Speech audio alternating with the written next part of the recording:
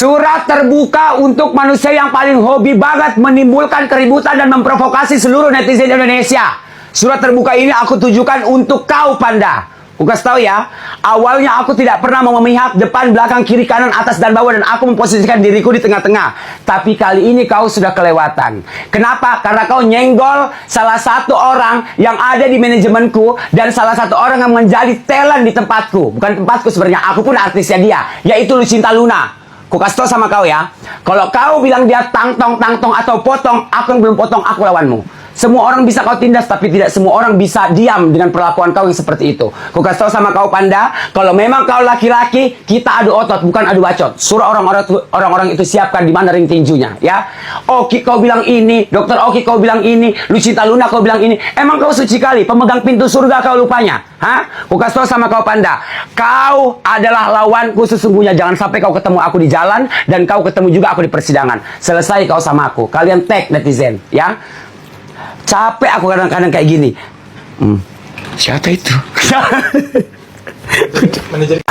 Oke, Panda, dengarkan itu. Dengarkan surat terbuka aku di video sebelumnya, oke? Jangan kau petantang-petenteng, jangan ku tantang kau ke M Sayur. Datang kau. Gak usah kelantaman kali, Panda. Hidup kau masih di bawah kaki orang. Kau masih kerja di perusahaan orang, bukan menciptakan perusahaan sendiri. Kau miskin aja bertingkah, gimana kau kaya? Aku heran sama kau. Semua orang kau singgung, semua orang kau sindir.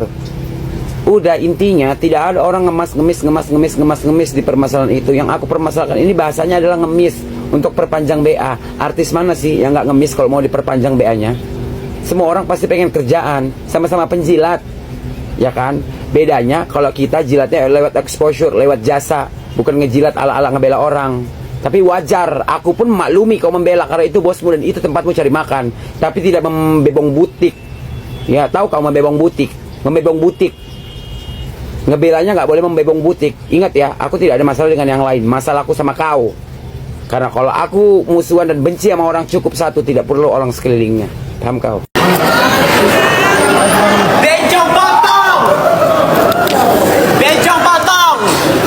Bencong potong! Apa kau?